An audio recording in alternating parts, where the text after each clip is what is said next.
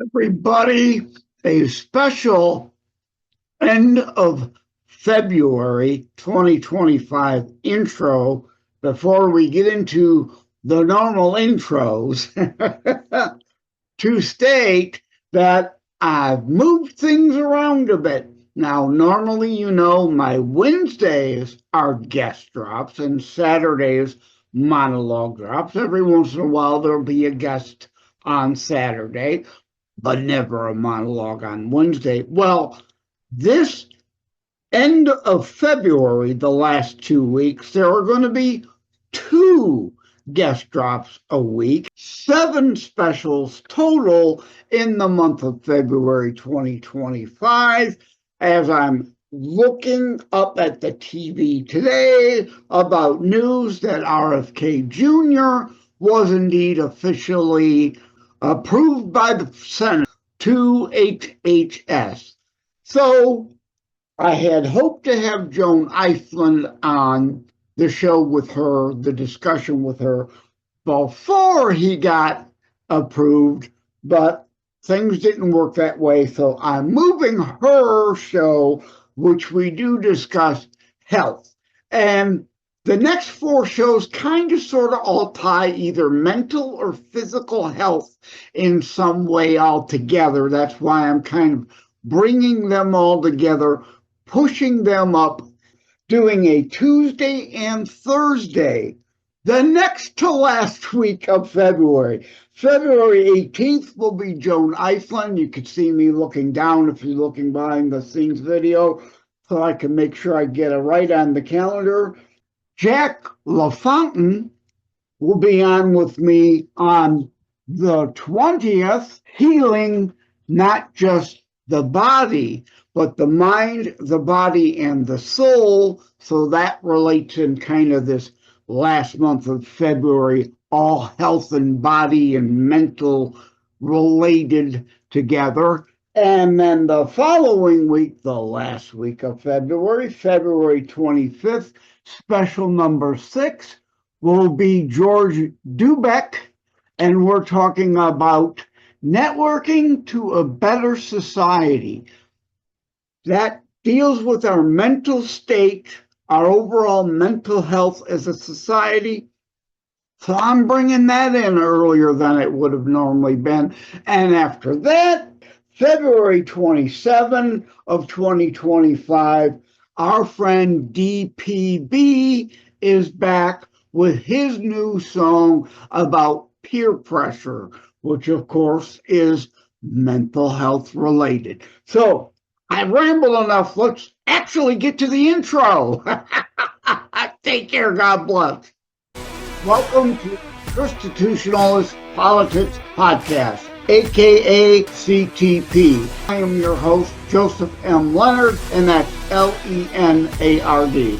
CTP is your no muss, no fuss, just me, you, and an occasional guest type podcast. Really appreciate you tuning in. As Graham Norton would say, let's get on with the show! Hello, everybody. Welcome to another episode of Constitutionalist Politics Podcast. Before I get to my guest, Joan Ifland, a little personal note behind the scenes. If I appear a little slow today, if the brain seems a little scrambled today, it is. Just not getting the proper sleep that I need. So if there's a lot more ahs and ums as I try to unscramble the brain to get together a thought or a question, I apologize in advance to you, the audience, and indeed my guest. But I sure didn't want to cancel this, did not want to put it off. Important topic, even though it's going to air after the new year, into the new year, sometime in 2025. Behind the scenes, we are recording on Wednesday, December the 18th, 2024. It will be important to know that for a reason as we go. The other thing I wanted to mention is I want to try as best possible to avoid any partisan related items here. I'm 62. My entire lifetime, I remember presidents, every president having a health person. Of course, the cabinet post, but often there would be a school lunch program czar, as much as I hate that we use that word, right? Or a health this, a fitness that. Arnold Schwarzenegger was health, you know, health and fitness consultant or whatever to George W. Bush, right? So I don't want this to be partisan, but as we go, there will become some partisan questions and issues because unfortunately, the doggone politics creep into everything. And even though we've been talking about this my whole lifetime about getting healthier, some people are attacking RFK Jr., and he's not even head of HHS yet. So can we all please calm down and wait and see and try to cooperate and get something done for a change rather than the last 50 years talk, talk, talk, talk, talk, and nothing really gets done, or worse, the opposite happens. Because I will mention later several times intent versus method versus the results. Different grades, but that's for later. So, with that as a setup, welcome today, Joan Ifland, not Ifland. We made sure to clear that up. Ifland, like it looks, IFLAND, lead author of the textbook Processed Food Addiction, OWN, OWN, that's Oprah's old network, food addiction specialist and innovator in food addiction recovery programs. And I also want to give a shout out to Lori Dennison, who I was actually communicating with in order to arrange to have you come on. So finally, we get to welcome to the show, Joan Ifland. How are you? Well, thank you. It's a huge honor to be here. I'm very grateful to be connecting with you. It's rare that somebody wants to explore the politics of recovery from processed foods. I'm real excited to be here. Before I get directly or more involved, and my show normally I try to keep around 30 minutes, but I definitely see us going the full hour. And if you've got the time, who knows, maybe beyond that. Because I'm here for the duration. Okay. You've got me as long as you can stand me. Okay. There is, if you, my audience knows I can't pass the puns, no matter how lame and the wordplay. There's a lot to process here. But right? We're going to, sorry, had to get the lame pun out of the way. But indeed, there a lot of questions, a lot of rabbit holes go down. But let's first start with, indeed, the website, normally mentioned at the end, foodaddictionreset.com. And indeed, no, again, pardon the scrambled brain. We need to do the first thing first, right? Cue the Who song. Who are you? Who? Where were you born? Where were you raised? Where are you now? How much time did you spend in the prison? Kidding aside, no, seriously, your background. What brought you to where you are today so we know your credentials? All righty. Yeah, let's do the thumbnail. So I was born in 1951 outside of Pittsburgh. My dad, PhD biochemist for a consumer goods company. I grew up in Cincinnati. I took my BA at Oberlin College in political science and government, political science and economics. And then my first job was at the Wisconsin State Legislature as a fiscal analyst. I went from there to Stanford business school because I wanted to switch over into business. And from there to 5 years at a Fortune 200 corporation on their corporate finance staff. From there, a full-time mom. I was too sick after 2 pregnancies to go back to work. And for the next 10 years, I raged, I was depressed, I had headaches, I yo-yo dieting and fatigue and brain fog. And I was just an embarrassing mother. I didn't do a good job with my kids. But in January of 1996, I gave up sugars and flours, and my life just changed so radically. The cravings went away, and the brain fog went away, and the fatigue went away. I had been doing a lot of things to try to stop the raging because I was raised by ragers, and it's very traumatizing. And then the lifelong sinus infection went away, and the allergies went away, the things that had kept me from going back to work. And then about 3 weeks into it, I realized that I hadn't yelled at anybody in 3 weeks. And that's what got me. That's what got me into the field. In that moment, I said, I'm just going to spend the rest of my life telling people what processed foods do to them. So fast forward, I wrote a popular book, which I don't recommend. It's not based on science, and it's got some serious mistakes in it. But then I did go and get my PhD. I earned a PhD in addictive nutrition out of school for Newfields. From there, I wrote papers. I had a prepared meal company. None of the things that I did for the first 22 years of my recovery actually helped anybody. And then finally in 2018, I wrote the textbook for the field. So I really dove into the research for 3 years, full time, 2,000 citations in that textbook. You know, you're asking, like, nobody's ever heard of food addiction. How could there be so much research? It's because addictions in general have a lot of characteristics. They do a lot of damage. And when you're reading the obesity research or the eating disorder research or the diabetes research, they're describing aspects of addiction. So I had plenty of evidence.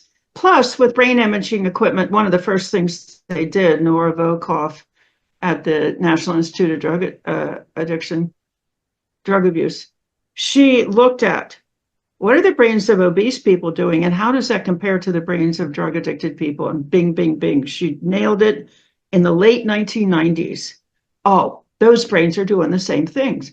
So it was the first really stunning evidence that processed foods are not food.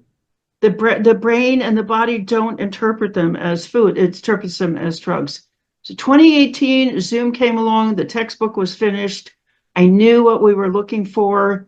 Most people at this point, I know this is going to be shocking, but most people would qualify as having severe cravings.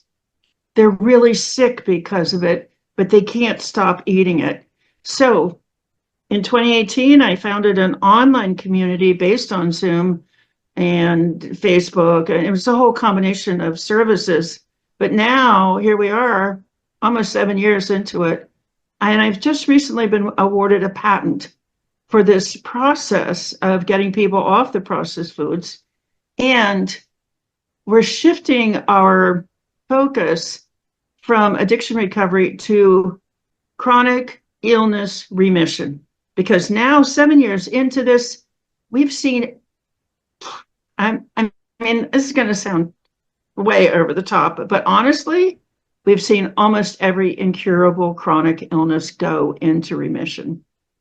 Well, you're kind of sort of preaching to the choir here, because I have been on disability since 2004 due to health issues myself.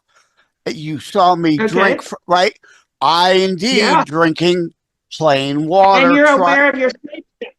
Yeah, and trying to avoid the roller coaster of the sugar, caffeine, highs and lows, the addiction of it, indeed, the craving of it, and the crashing that occurs when you're not getting it.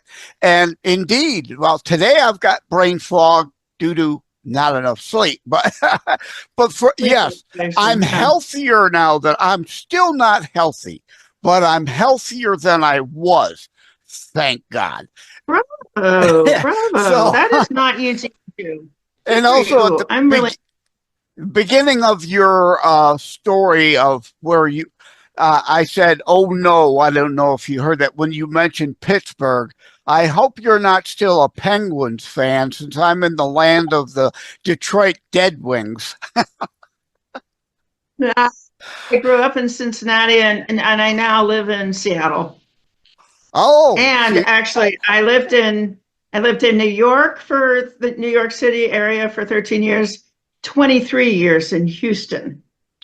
So I'm tri-coastal. I've got a favorite team on every coast. So you should be a Seattle Kraken fan now, as far as hockey. Yeah. But anyway, you're not here to discuss sports. Oh, but I'm happy to. We got so much to pack in, or I'd happily go down that road. But the website, foodaddictionreset.com. That was created when, and obviously, what will people find there? Okay, so the most valuable thing you will find there is a self-quiz based on the 11 signs that you have, by tobacco-style marketing techniques, brought over to processed foods in the mid-1980s. The tobacco industry bought Kraft and Nabisco and General Foods, bing, bing, bing, really fast, 3 short years in the mid-1980s. And now remember, I've got a business background. I'm a business analyst type person. And they brought a very specific business model. It's a very specific way of doing business. When you have a worthless product, worthless, destructive product, like a cigarette, like processed foods, like vaping, like alcohol, like opioids, you have to use a particular business model. You cannot sell the product based on the real value of the product, because the product has no value. In fact, it's destructive. So you have to create a fantasy around the product, and then you have to hide addictive substances in the product. You have to create these artificial cravings.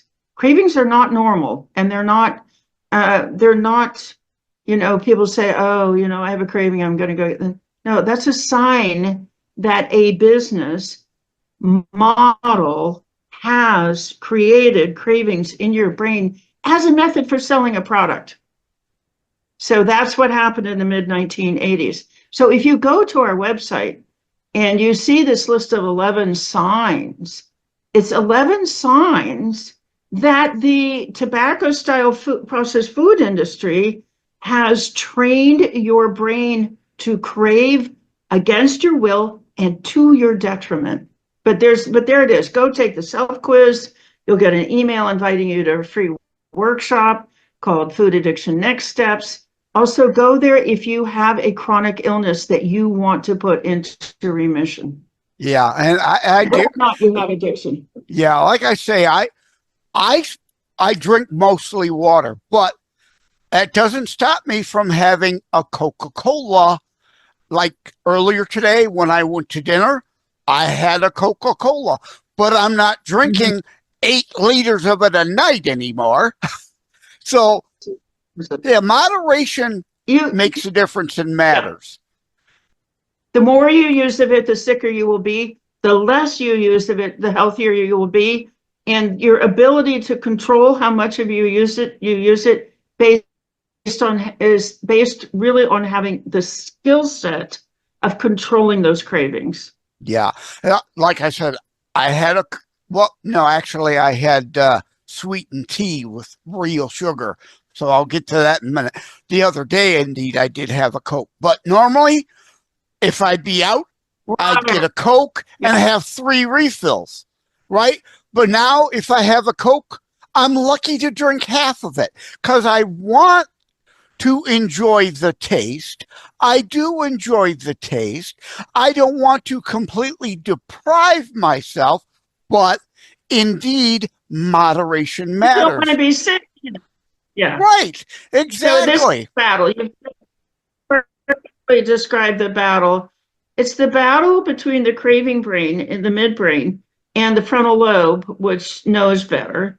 And the idea that your frontal lobe is going to be in charge and functioning powerfully all the time, when you have these industries that are back here pumping, provoking, stimulating those cravings, that's not realistic. That their frontal lobe's going to win that battle every time. Instead of So it's allow, part of the skill set.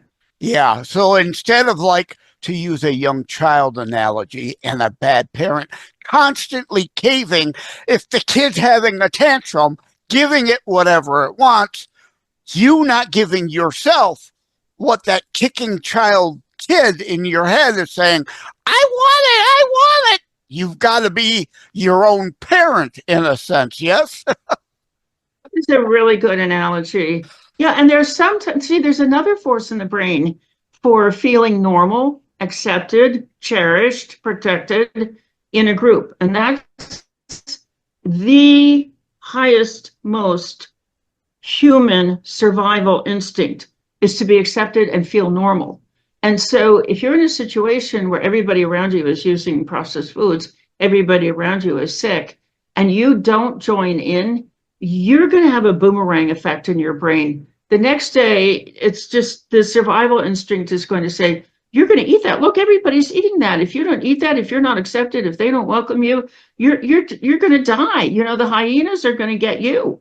So sometimes it's better to satisfy the survival part of the brain that wants you to feel normal, because it could be more difficult the next day.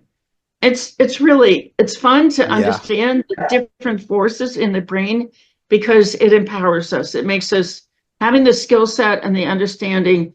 That just means that if you do eat something because everybody's eating it, you're not going to blame yourself. You're not going to beat yourself up. You're not going to hate yourself. You're like, okay, well, I saw that, my survival instinct to feel normal and fit in was at play. Maybe you might want to like rethink whether you want to hang out with those people anymore, especially if you're trying to put diabetes into remission. You're trying to avoid an amputation. You're trying to avoid going blind. You're trying to avoid losing your kidneys. And you're like, you know what? Maybe it's not really a good idea to hang out with those people. It's like an alcoholic, and an alcoholic has to change their friends. You can't be with the bar crowd anymore, or you have the greater chance at relapse. I want to go into sugar in a minute, but I did go to a bar and got a bar burger today and fries. Normally, though, 20 years ago, I would have eaten that whole burger and all those, but instead I ate a little. And the bar burger is ground beef as opposed to going to McDonald's, which is not to say I deprive myself. I go to McDonald's every once in a while, but it's a treat, not an everyday thing. Everybody is weaving their own path, based on their health profile, based on their health goals, based on the amount of stressors in their lives. Stress will kick up cravings, any kind of an intense emotion. Like, I know more people that lapse at weddings, which are happy events, than than even funerals. It's just, you're there for a long time. Let's celebrate and let loose, right? The peak is in the middle. The cueing, the triggering, the stimulation, the signaling, it's all so intense, and it goes on for hours and hours. You might be someplace for the entire weekend. And when you understand what it means for this stimulation to build up in your brain and cause, result in you eating something that you really don't want to eat, if you understand the mechanics, then you can say, okay, I need to, and then you have the skill set to pull yourself back out of the cravings, because eating something can cause really intense cravings.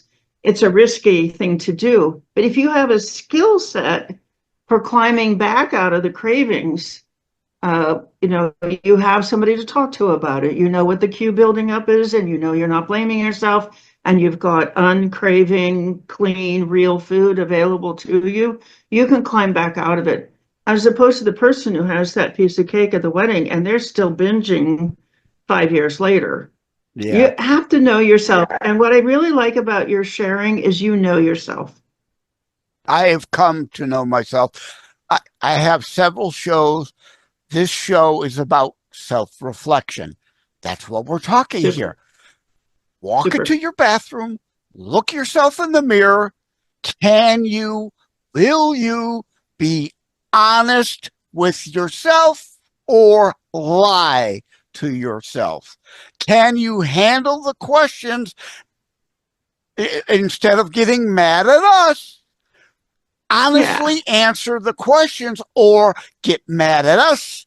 How dare we make you ask a question? It's because you're mad at us, because you're really mad at yourself. You know the answer would be inconvenient. I just that phrase, you're mad at yourself, is actually really well documented in the research because of the messaging from the cultures, particularly the weight loss industry and the medical industry. Oh, you should be able to control this. You should be able to improve your diet. Not when you have a processed food, tobacco style industry constantly stimulating your big brain into cravings.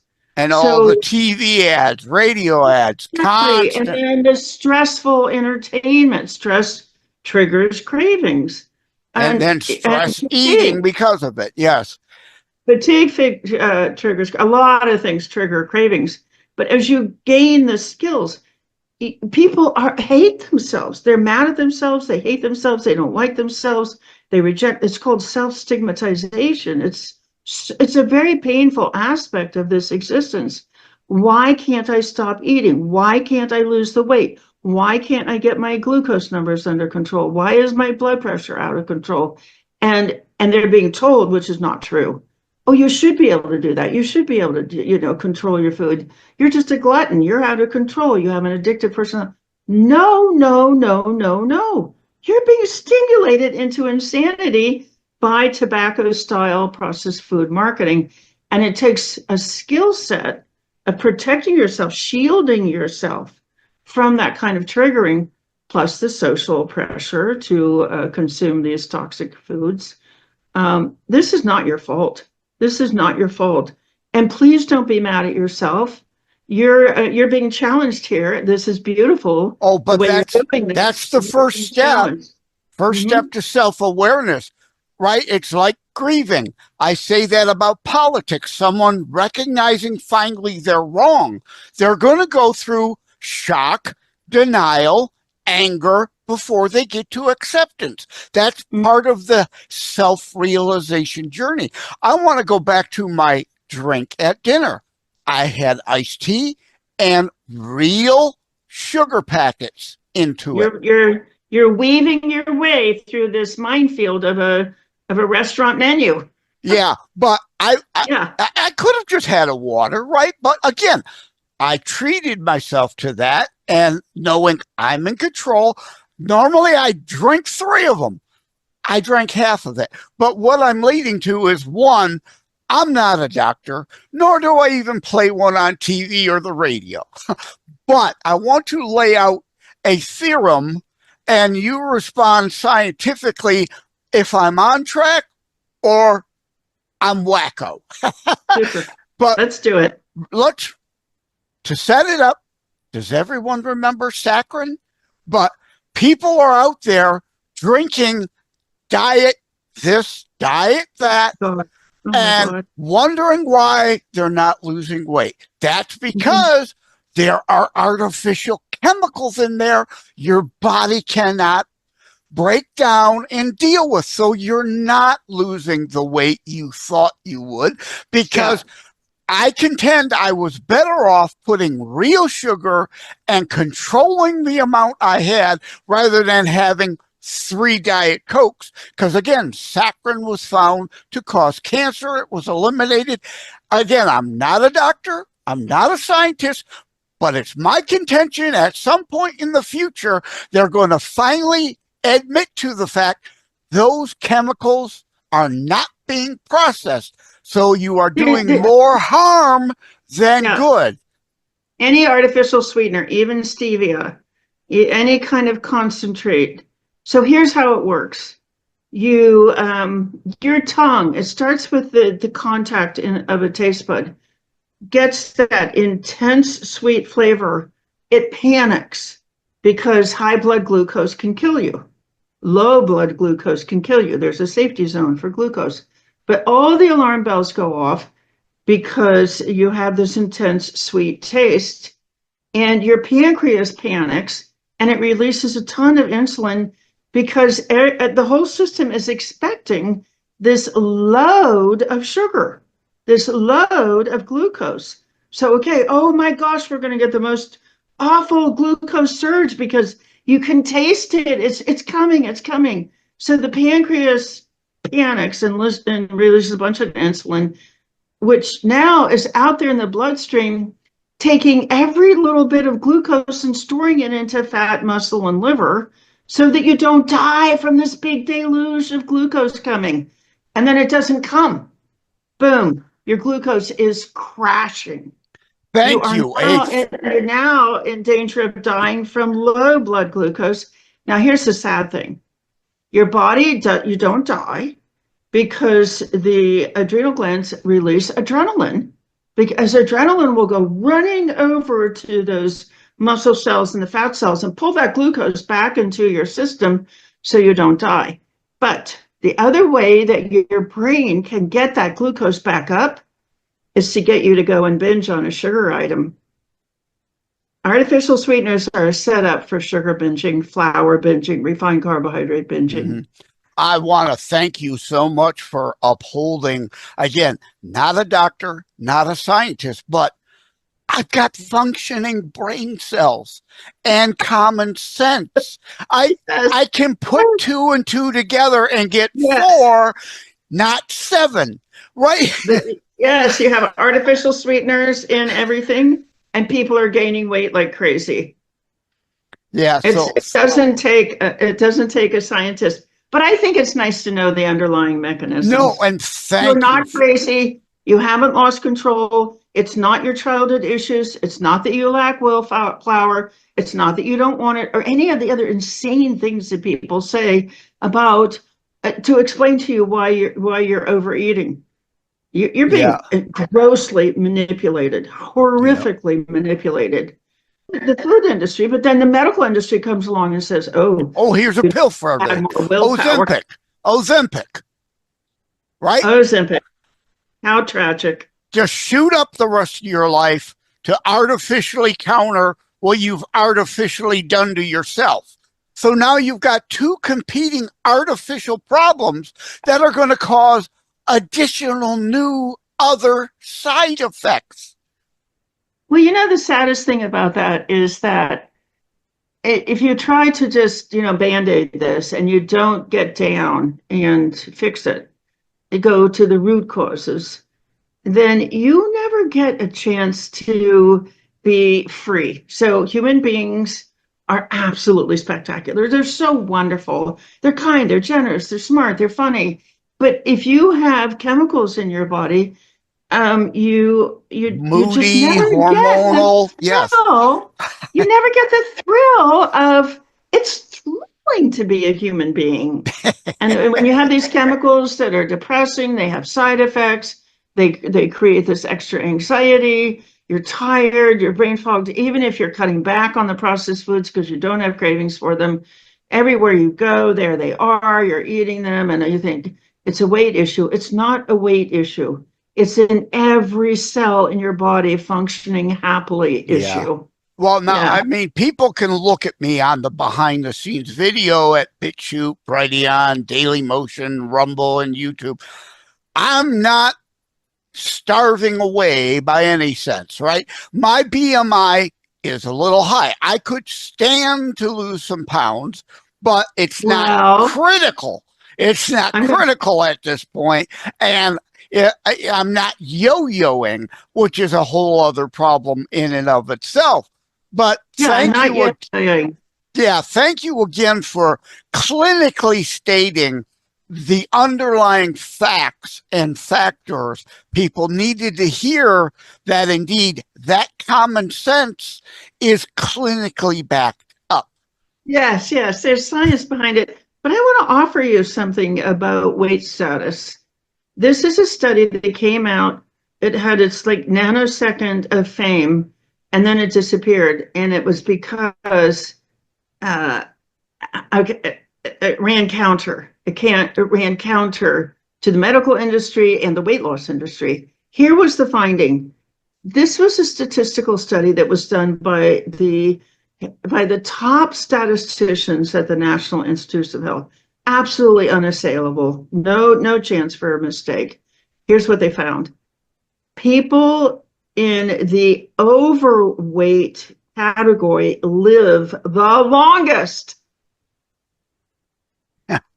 Not the normal weight category, certainly not thin. You know, it's people in the overweight category live longest. People in the normal category live next longest.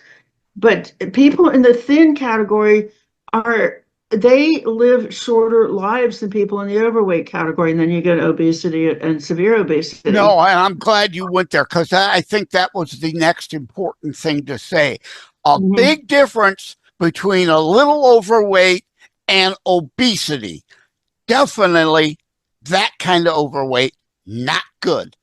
Okay, but I want to offer you something else, even in that discussion, which is obesity is not causing the diseases. Processed foods are causing the diseases. So people like maybe they have 100 pounds to lose and they think, oh, you know, it's going to take too long. It won't have any impact. And everybody's telling them it's the weight, it's the weight, it's weight. That is not true. It's the processed foods, because we have all kinds of people who get off the processed foods. They get support. They're in a community where it feels normal to eat real food. And that's often the deciding factor for people to get control over their food. But they could still have 100 pounds to lose. But because they're off their processed foods, their blood pressure is going to normal rapidly. Their blood glucose is going to normal rapidly. Their heart rates are normalizing rapidly. Like we tell people, you've got to be in touch with your doctor to deprescribe. You could fall. Yeah. Because your blood pressure is too low, because you don't have the underlying cause is no longer there, but you're still taking the medication to bring it down.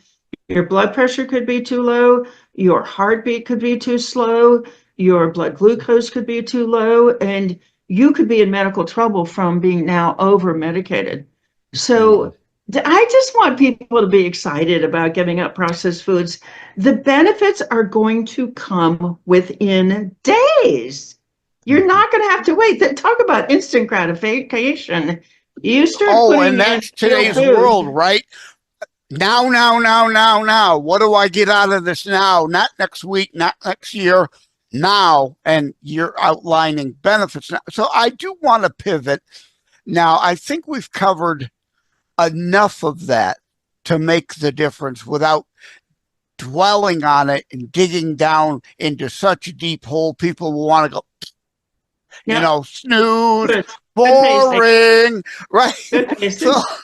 So let's shift a little to the politics. And again, at the top, I pointed out the issue of intent. The road to hell is paved with good intentions a lot of times, as they say. Method matters and results have to matter, right? Now, so looking politically, I want to go back, and people that are regular to the show are going to freak out. I know their heads are going to explode because I'm about to praise Bill Clinton for something. You know, we're not talking the intern stuff and policy, except for here. I have, by the time this airs, those shows will have passed, but We the People demand list, a kind of new quasi contract with America. One of the items I call for is a return to midnight basketball, as it was called. Now, the intent then was more anti-crime, but the side benefit was exercise. And especially now with kids constantly out with the VR goggles in virtual world rather than dealing with the real world, I say we need to bring that back. The intention in my mind with Bill and now an A+. Bill Clinton's methodology, I give him a B+, right? Nobody was forced to do it. Let's make it so it's offered and available. Get kids then off the streets and away from the gangs. Today, the need to get them off their doggone couch and doing something. So I think, again, as long as it's not mandated, like JFK, the Peace Corps, again, that was voluntary, but like in Israel, they mandate military service. That's a good thing, and there's very many reasons for that. But I don't want a dictatorial mandated through junior high, you will engage in this, like it or not. So method matters. And the last thing is the results were good under Bill Clinton. There's no reason to not think results will not be perfect, but better. So bringing midnight basketball or soccer or hockey or indoor football or whatever, you would sign up for that as a good thing then. I'm taking it by you're shaking your head. It is a good thing. It's common sense, a good thing, but that's absolutely not where I would start. Well, it's an easy place. Can we do some of the easy stuff? Because people are going to fight on the more difficult stuff, like they are already attacking RFK Jr. He's not even in office yet. We'll swing around to RFK. But here's the thing, is that for the last 40 years, since tobacco started this tobacco style marketing of processed foods, they hid a lot of high fructose corn syrup in the food. They hid a lot of extra fat and salt in the food, just like they hid nicotine in cigarettes and pyrazine. They attacked small children. They took the Marlboro Country Store and they transformed it into the Kool-Aid Wacky Warehouse to addict 2-year-olds to sugar. They did all this stuff. It's all marketing stuff. So let's look, the idea here is that we can talk about is taking some of the things that worked for tobacco control, which Clinton was involved in. He had, his name's gone straight out of my head. He wrote the book, The End of Overeating, but he was the head of the FDA, and he went into the trenches to fight the tobacco industry. Yeah. So here's what we got, and it worked. We got control of information on the packaging. So that, just saying that this is, I'm with you. And this is worked in other countries. So in Chile, for example, they have a rating system on the package. If it's high in sugar or it's high in fat, it's got a warning sign on it. It worked in tobacco and it can work in processed foods. Now, then it gets we are on the same page. Yes, but again, there will be people in the back pocket of the food lobby and the pharma lobby who will fight it, so it'll be more difficult. But I agree with instead of fighting it, if we cooperate, I don't want to dictatorially take away your Big Mac. I want you to be able to buy it. But it has to, we did it in the past. We put the labels of the calorie and the blah, blah, blah, blah, blah. We need to go a little further. I agree with that. Yeah. Now, like if it's got red dye 40 that everybody's talking about, I don't want label. Yeah, I don't want to dictate that be removed. You want to buy that, it has to have a warning label. And I am as anti-tax as they come. I'm all for a bad foods tax. If you want red dye 40 pay more You're going to have for to it. pay us because then we're going to be spending money treating you for the consequences. So you take that we've got established policies that we know work. Now, I will say work in quotations because I think what happened, why did the tobacco industry specifically go into processed foods? Because we already had evidence that when people stop smoking, they gain weight. So tobacco chose a market to go to where people were going to be moving anyway. So what happened was by controlling tobacco education, tobacco taxes, limited purchasing. They restricted purchasing opportunities, and then warning labels. All that stuff worked. But I think what happened is But because they didn't. cigarettes are still available. Again, Well, if you want to buy it, anyway, you assume that risk. But here's the thing that we did not do. And it's the reason why we are so incredibly sick today. We didn't treat the cravings. We were totally sitting ducks for the tobacco food industry to come along and just walk our cravings for cigarettes over to processed foods and attack small children. Oh my gosh, this is a great improvement. The food industry today, I think it's about a $2.7 trillion industry. But there's another huge, huge difference between tobacco and processed foods. In tobacco, the medical industry swung around and got behind tobacco cessation. But the medical industry today, now I'm glad you're sitting down. This is a shocking number.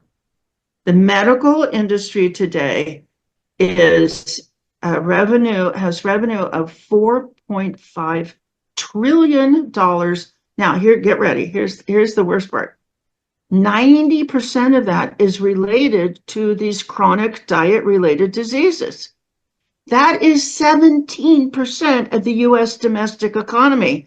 So if you put the two together, the food industry and the medical industry, you're talking about 25% of the U.S. domestic economy. And that, if you just swing around back to your good questions about the political situation, that answers the questions about the political situation. Yeah, because there will always be harmed, and then he will be shredded. Yeah, exactly. By the lobbyists. The lobbyists and the politicians who crave the money in their back pockets will, and that's why we have to have all these things brought into Congress and put on the record. Who is voting against these things?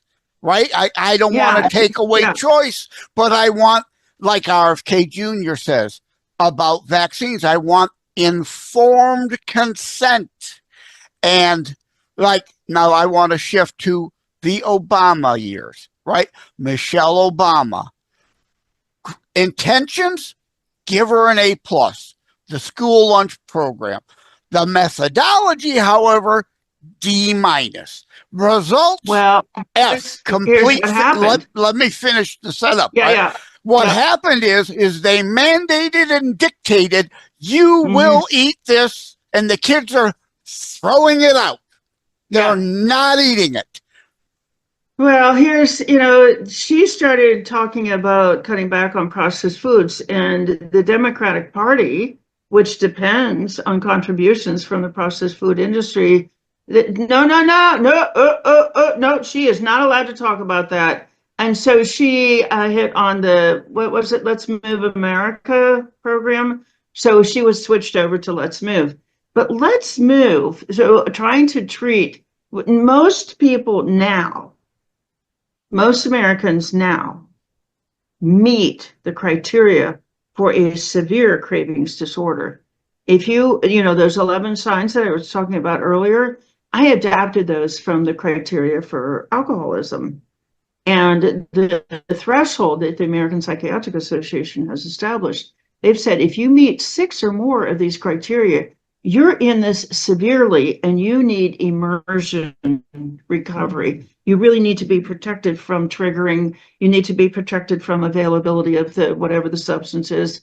And most Americans, well over 80% of Americans would meet 6 or more of those criteria. So you've got a severe mental imbalance. You've got severe release of these craving neurotransmitters in the midbrain, and the frontal lobe cannot compete. It cannot put out enough rational, I don't want to eat that neurotransmitters. These two parts of the brain are competing for control of the behavior centers. So the craving centers win. Americans are eating 73% of their food in processed foods, and 93% of Americans have one or more of either high triglycerides, high blood glucose, high blood pressure, or fat tissue on their bodies. So 93% of the country have a diet-related diagnosis, eating 73% of their food in processed foods. These are massive profit centers. They're massive profit centers for the medical industry. They're massive profit centers for the pharmaceutical industry. They're massive profit centers for the processed food industry. They're massive profit centers for the agricultural industry. This is going to have to come from the ground up. It's going to have to be a natural evolution. And I do have an answer. So I've talked for a while. I'd like to hear your response, but then I want to talk about what I think our solution. We'll move into the conclusions Okay. in a minute. I want to go back to personal anecdotal experience, and you can agree or disagree, but as setup, right? When I was in school way back when, they were teaching reading, writing, and arithmetic, not raunch, perversion, and peddling racism. That's a whole other topic you're not here for. But school lunches, right? Sometimes I would eat the better lunch entrees that were offered. Some days I wanted a pizza, burger, and a shake. And to me, it's levels of offerings. Like I used to drink Carnation instant breakfast sometimes for breakfast rather than eggs or pancakes or whatnot. So to me, I want to solve it through options and choice, because again, forcing this good on them and them not eating it is worse in my mind than the pizza burger on occasion. No food means they're not going to learn anything because they're hungry, they're hangry, they're fidgety. Yeah. They can't focus and pay attention in school. So we've got to have a balance, have the good meal, have the occasional other thing that they're going to want to have the Carnation instant breakfast. If you refuse to eat what's available, at least have that so you're getting some nutrients. That to me makes common sense. Do you agree, disagree? I can offer you some other ways. If you have the education and you're in a support group in a community that is reinforcing this education all the time, what you want to do is you want your food choices to come up from way deep down inside of you. Because on the morning when you have the Carnation instant breakfast, you're tired, you have racing thoughts, you can't focus.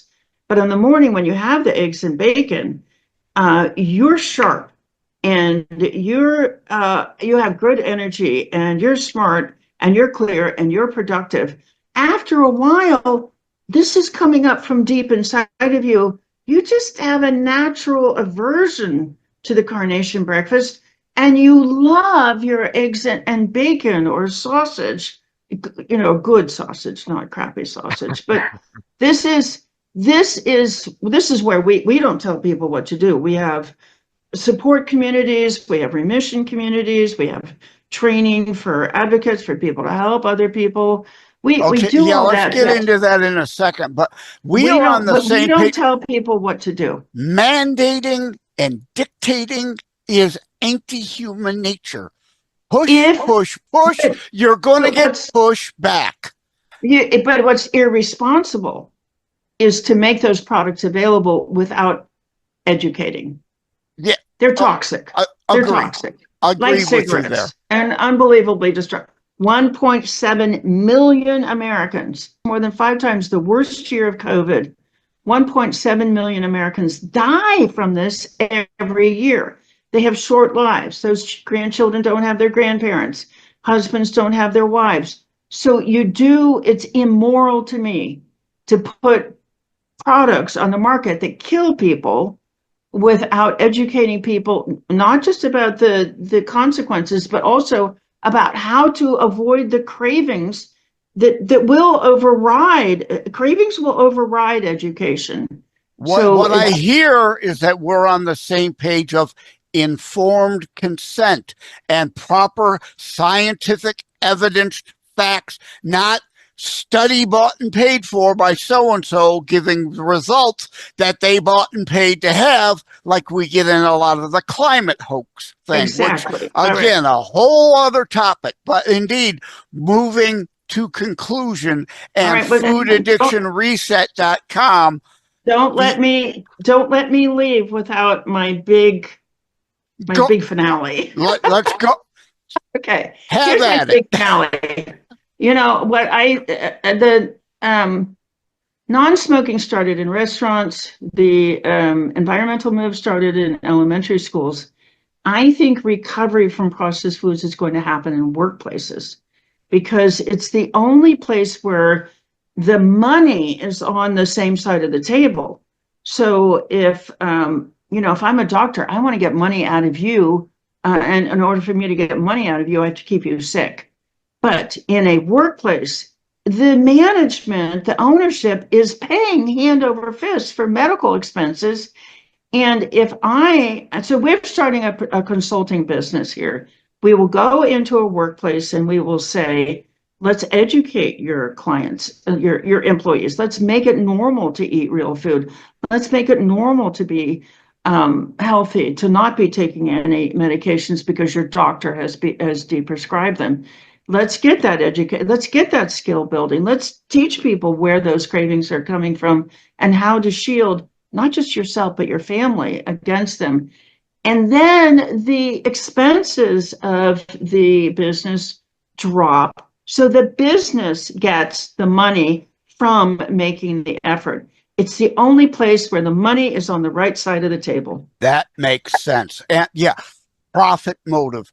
Some will tell you, you're just being greedy. That's evil. No, and the business It's a win-win. It's a huge win-win. It is. I agree. Yeah. And the business also gains by having healthier employees who actually they show up to work. They're not sick and home all the time. Yeah, they're not. There's presenteeism where you're present, but you're too sick to work. Brain fog, fatigue, depression, anger, all of those things that processed foods are related to. Yeah. Well, you were very kind to let me get my last hurrah. No, that makes perfect sense. It does. That, again, to me, I don't need to be a doctor. I don't need to be a scientist. I just have to be a thinker and able to apply common sense. And, that's why it'll never work. You're trying to apply common sense. Well, being an MBA, having a business background, spending those 5 years in a corporate environment, I think I've got the right button.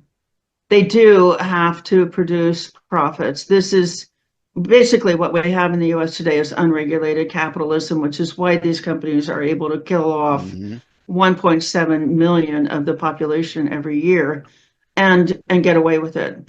And the employees should have a financial greed, self-greed, if we want to put that label on it, motivation, because companies are no longer covering full health care unless if you've got a massive Cadillac benefit being paid for, forced by union contracts. Most people have to pay something at least for their health insurance. And if we get better, those costs will come down. Your portion will come down also. Well, people have no idea how financially ruinous processed foods are. It costs a lot to buy that much food. and you're sick all the time, so you're not getting promoted. You don't have the self-confidence to go for promotions. If you're an hourly worker, you're not at work because you're sick frequently. You're buying all these different sizes of clothing, and you're buying over-the-counter medications, and you might have like restless spending addiction and other numbing, like gambling addiction. This is painful, and you want to numb out, so you can have um, other addictions as a consequence. It's financially ruinous, and people will run up credit card debt to pay for, midnight runs to the convenience store, etc. I thought we might disagree more than we have. I think we are pretty much on the same pages. How we get it done, how fast we can get it done versus the resistance we know we're going to get. What can we do now? What can we do a little later? What may have to wait? We didn't get here overnight, right? So it won't happen by waving a magic wand and fixing it all overnight. Let's get what we can right away, like a midnight basketball, and warning labels at least. Because again, I do not. And programs for workplaces. I want programs for workplaces at the top how of the about list. Tax incentives? Lower, if they've got them, lower their taxes and incent. I don't want dictatorial, commie, fasci, sociis, mandate, hand down. You will do this. No, that will definitely not work. Incentives. Education, changing your environment, changing the signaling, the stimulation in your environment. I'm just going to encourage you to put that at the top of the list. Yeah. No smoking zones were very helpful in helping people give up the cigarettes. I think they went a little too far later, and now most restaurants are entirely smoke-free and pushing them outside to smoke. Restaurants. People are attacking cigar bars. No, let people again don't have go in that. Them. If that bothers you, don't go there. Nobody's required to go into a cigar bar. If the more you try to force it, the more you're going to get pushback because of the human nature. So and it won't happen. If you try to take the processed foods out of a business, for example, without the support, they'll just walk out the door and go to the convenience store and get them. Yeah. And I've had managers tell me that, oh no, this isn't going to work. It only works because you have skills and you have education and common knowledge. You've got to be in an environment where everybody understands what you're doing, and nobody's ridiculing you or denying your reality, and people can share wins. So, oh my gosh, my diabetes is gone. That's not possible. But then the other person over here, oh, my diabetes is gone too. All of a sudden, your brain starts thinking, oh, it must be possible to put. Nobody's ever really, and now they're interested because nobody wants to be a diabetic. Yeah. Well, bringing this full circle, we've already gone over an hour, as I figured we would. Like with a lot of guests, we could go on for 3 days, let alone 3 hours, but we got to end somewhere. But bringing it back to, as I introduced at the beginning, intent. There's great intent here, but it doesn't matter if it's not followed with a good methodology that indeed incentivizes rather than punishes only to get the results. So back to Clinton, A+, B+, B+.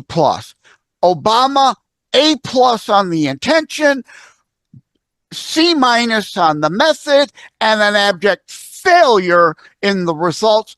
All of those things matter. So thank you. I haven't said your name in a while, Joan Ifland, for joining. I knew even if we were going to disagree on things that this would be a great conversation, a very important conversation that we have.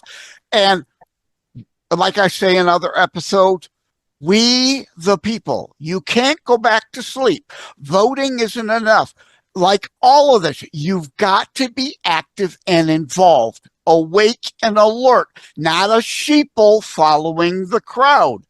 Right. I've kind of heard a lot of that without those specific words from you tonight. Applying common sense, not the brainwashing coming in from the TV.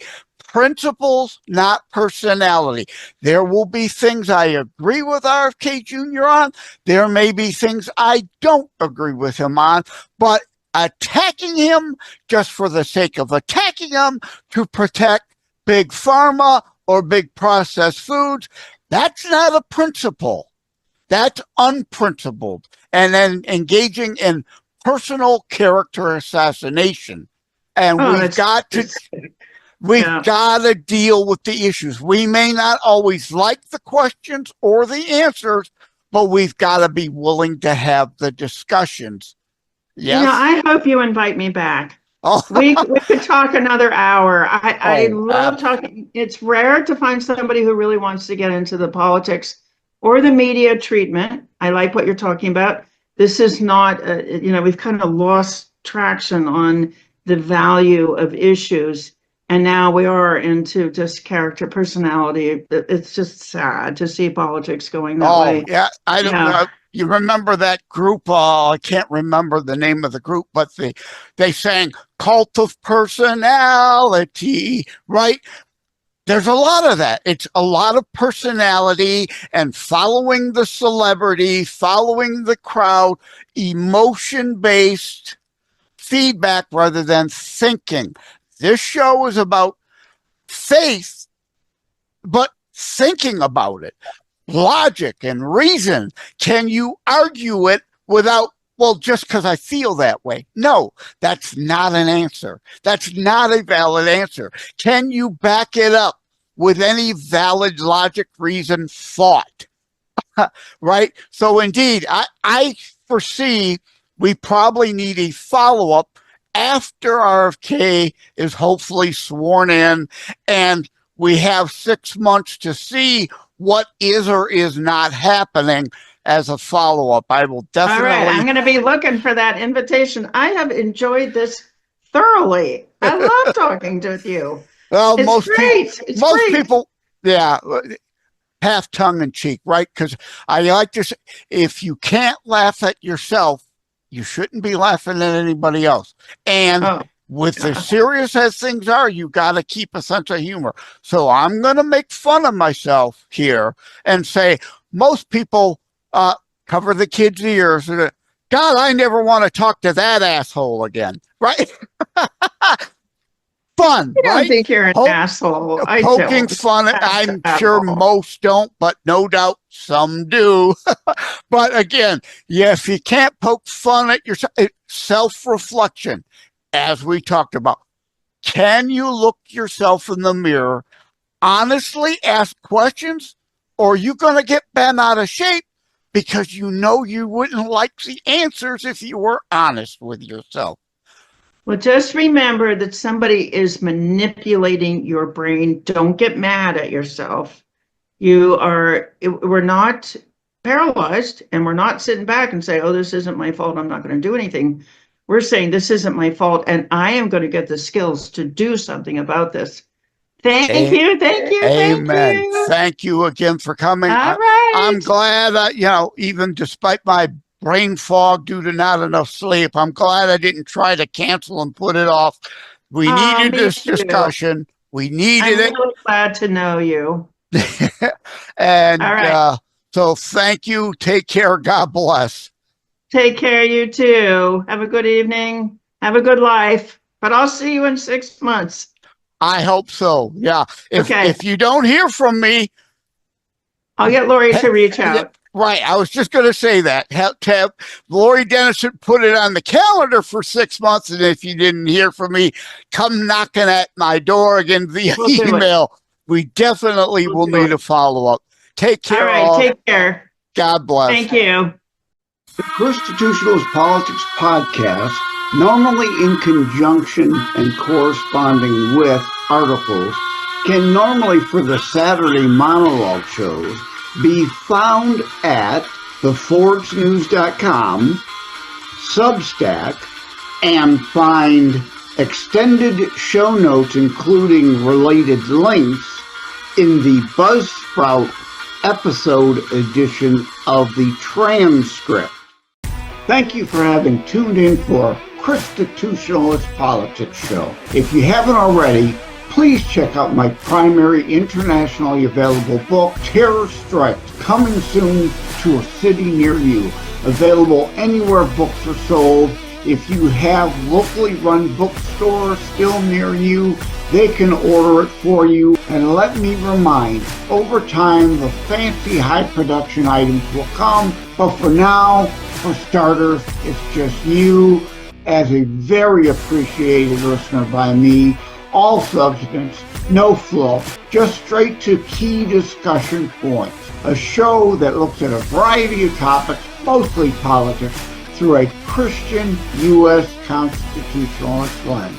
So again, thank you from the bottom of my heart. Take care. God bless. Like and subscribe to Constitutionalist Politics Podcast and share episodes. We need your help.